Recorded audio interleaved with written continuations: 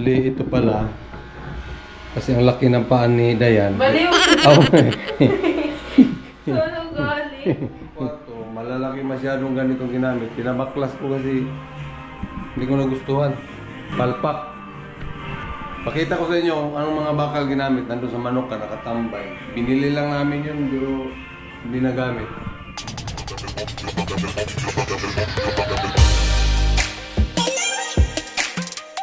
Yo, what's up?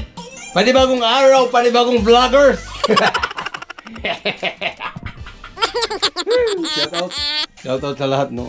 Yun, may pagbabago sa kwarto ni Dayan kasi yun nga, madalas nagiging messy. Kaya medyo masikip or kailangan niyang gawa na ang tawag nun, loft bed. So, let's go. Monitor natin, no. May pagbabago sa kwarto ni Dayan. Kwarto ni Dayan na medyo messy. Napunta dito yung Messi, guys. Nandito yung misi ni Dayan kasi ginagawa yung misi niya. Ayan. Gagawa daw siya ng... Anong gagawin dyan? Loft bed. Loft bed. Gulat ako kasi pinag-iisipan parang namin ni Mama. Tapos bigla niyang tinawagan kanina. Sabi niya, Dari, ligpit mo na yung gamit mo. Papagawa tayo loft bed. Excited. Talagang sinulit na yung time niya nandito siya. Okay. Thank you! Thank you for every For every sponsor. for every sponsor. Tapos pagka yung sponsor, may kailangan pagawa. Sorry! Ginagawa naman. Gabi ko naman sa di ginagawa. Kalain nyo, after nito daw, magbukana pa, di ba? Punta daw ng bukana. Shoutout kay Si Idol Dropper. Uy, pa may sabihin ako sa'yo. Nag-chat yung kaibigan ko sa GC namin. Tapos sabi niya, ninention niya ako, Dayan. Tapos sinend niya yung screenshot. Dumaan daw yung vlog mo sa Facebook niya. Yung kay Basha, tapos kay Crescent. Tapos tawag-tawa ako. Nagulat daw siya. Dumaan daw sa, niya. Si Basya. Si Basha tsaka Crescent. Sabi ko, pinagtitipan mo kasi dalawa nun. Ano si katulog ba?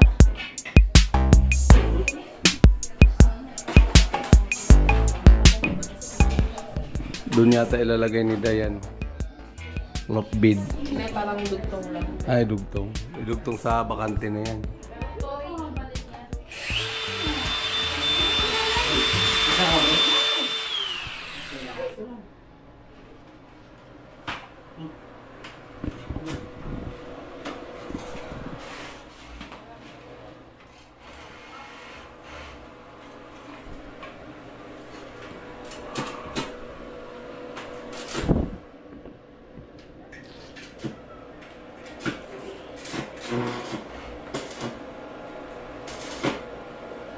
Sagad pala yan.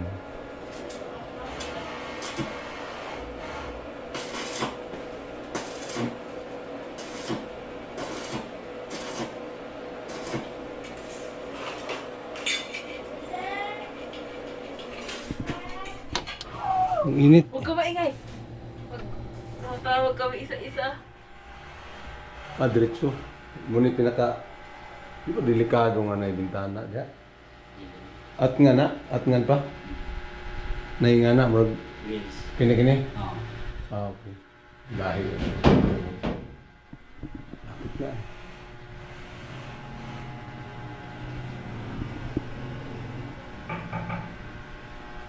Galing nga.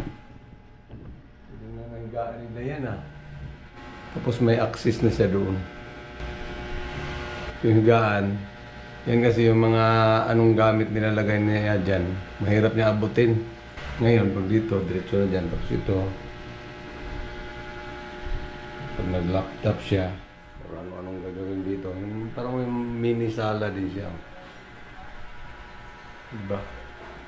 Galing So, abangan na lang natin kung anong magiging yari niyan. Bali, ito pala.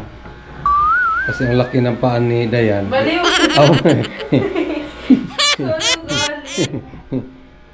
Timingan lang May dalawa pa to dito. Lagyan pa.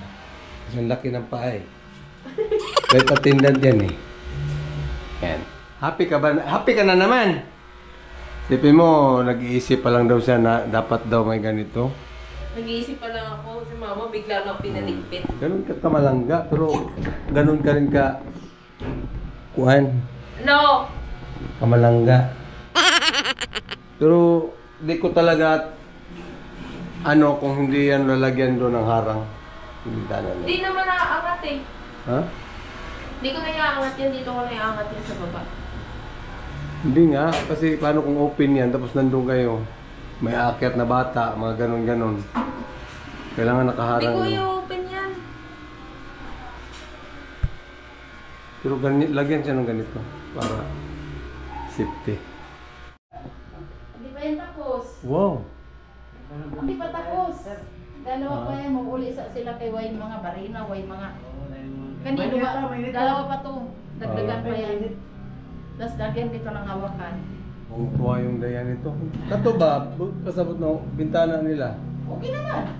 Hindi na naharangan dito? Huwag na. Hindi pwede. Saan? Sabi boss, lagyan lang yun sa ibabaw. Ganito oh. Ganito. May magsandal kayo. Matulog eh, tapos Lagyan nyo lang. kailangan may ganito. Lagyan ng harang. Doon lang. Oo, doon Yun lang lang, banda. oh. Bakit? Lagyan ng harang ba? Ganito. Baka daw balaglag ako siya. Oo. O, yun sa man. Wow.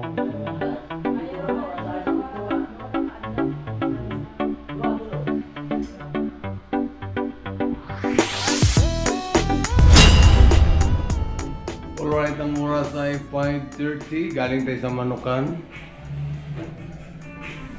Update natin uli. Ay, shiyakitik. Medyo basa pa pala.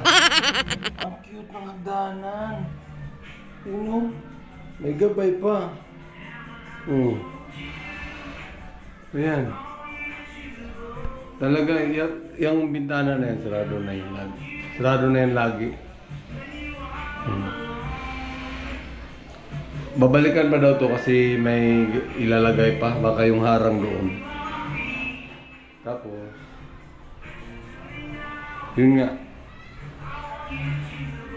Ganito na lang diskarte, no? Sa mga, halimbawa, may mga maliliit, makikitid na kwarto. Ayan. Napakagandang idea. Alright, ito na yung day 2, no? Ayan na nga. Nagawa na yung... Yan, doble na siya, doble na. Kasi tulad ng sinabi ko, malaki yung paa niya. Hoy. Oh, huy! Andiyan ka pala, sorry. Oo nga, nagbabackstab ka ha. Andiyan pala ang dayan. Hindi wala ako eh. Kahapon, ginawa to kahapon, tapos ngayon, nagkutura na, ginawa dito uli. Ayan. Ayan yung sahig. Ayan. So, kung ano man yung mga nakapatong niya doon, may access na siya kaysa yung dito siya sa baba. Hirap siyang kunin kung anong pinatong niya doon. Yun na yun hanggang matagalan. Okay. Tulad ng gitar, nandun. Hindi ko na mahawak-hawakan kasi hindi makuha-kuha. Ngayon, hawakan ko kagabi yan. hawakan. Ngayon, gugulong ka lang papunta doon. Nandun na. Tapos, pag tamad ka talaga, gulong dito. Ganun-ganun lang. Ito yung, ano niya, ano tawag doon? Study table nilalagay. Working area. Working area, mga study niya. Ito na, kasya na. Kasya na ito. Sige nga, Steve. Basa pa. Basa pa sa pintura. Pero ganda ah.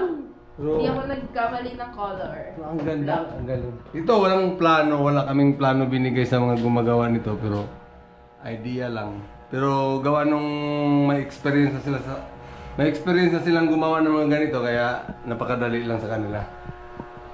Parang nakakabigla nga, wala sa plano anong itsura. Wala sa plano eh. Tignan mo, layo na aircon eh. Ang aircon nandun na pala, no? So, tama pa rin. Dito matagal siya lumamig. Oo, matagal siya lumamig. Bagay, pwede mo naman, dapat pala, dapat ditong aircon mo pa lang. No? Tulad kay Wala, Kuya. malabasan doon sa labas. Kaso- Pero hindi naman siya tumutulog.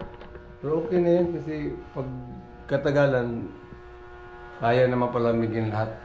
maliit lang naman tong kwarto na.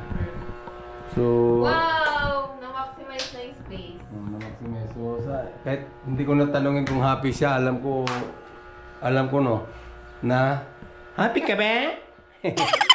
Ang aming bibi doon, kailan to iuwi? Bukas. Uuwi ang aming bibi doon bukas.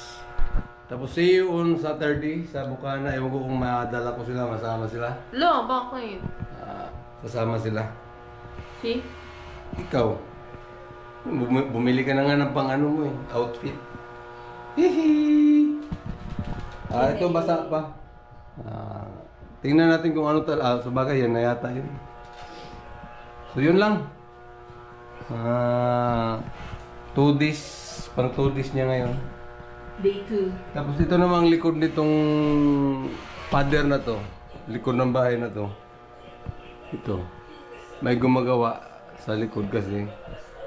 Nung umulan, bumaha dun sa baba. Dito naman, may mga kailangan na i-waterproofing. So, maraming thank you sa kapitbahay namin na pumayag na gumawa doon, no? Anong istorbo kami. Sa mga ditong na side, left, right, back. Kasi may mga bahay na yan eh. Nakipatong tayo doon. Shout out mga kapitbahay, love you all. Mga neighbors. Mga neighbors food. Neighbors. So, Vlog, dali. So yun nga, itong kwarto namin medyo messy dahil nandito lahat yung Gamit ni Dayan. Yan ito. Ayan, nandito pa tambak. Ay, nako. Oy, gamit mo yan, oh. Ito pala akin to kasi ito GoPro. Baba tayo, merienda tayo. So, merienda na daw. In charge ako. May primer ako ngayon.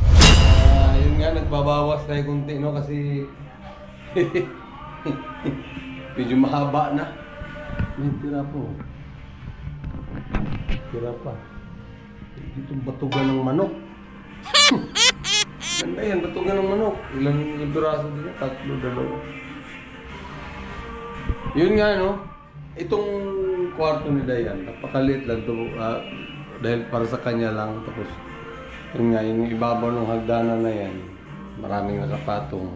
Kung wala ito, dito na higaan niya, tapos dito yung table. Kung maalala nyo, dito yung table niya, computer, laptop, may table sa dito, higaan niya dyan. So, medyo siya, nahirapan siya, magulo. E ngayon, naisipan namin kung paggawa na lang siya ng kama dito, ganun pa rin siya. Kaya nung ito, wala to sa plano, ang gagawin lang is yung doon sa likod, finishing. Itinanong namin kung kaya nilang gumawa ng ganito. Nag-suggest naman sila na ganun ang gagawin. Siyempre, tiwala naman tayo dahil sila ang gumagawa. May nagawa na rin daw sila ganito. So, sinubukan natin. Grabe, bilib ako sa resulta. O, di ba ang luwag na ng ilalim ni Dayan? Nandyan na yung mga pisto niya. Siguro, lagyan na lang niya ng ilaw dito. Yan. Orderan na lang daw niya ng Shopee para may ilaw din yung ilalim. Kaya abangan na lang natin kung ano pang idadagdag nun. Galing mo pagkabanat ng hagdanan. Ganito dapat yung ginawa dun sa kaya yung dun sa taas na pinabaklas ko. Kasi ang laki ng bakal na ginamit. Kaya maliit yung kwarto, malalaki masyadong ganitong ginamit. Pinabaklas ko kasi hindi ko nagustuhan. Palpak. Nakita ko sa inyo kung anong mga bakal ginamit. Nandun sa manok ka, nakatambay. Binili lang namin yun, pero hindi nagamit. Kaya kasi pinabaklas ko talaga dahil pangit tingnan. Ito, yan, pasado sa akin. Ang ganda. Lawak pa na higaan niya. So yun nga, thank you very much sa gumagawa, no? Siguro bukas doon naman sila sa labas, asintada. Hindi, palitada. Itong bintana na to, bago isarado, silip tayo. Basang-basa lagi yung basa yung kalsada namin gawa nung may nagbara.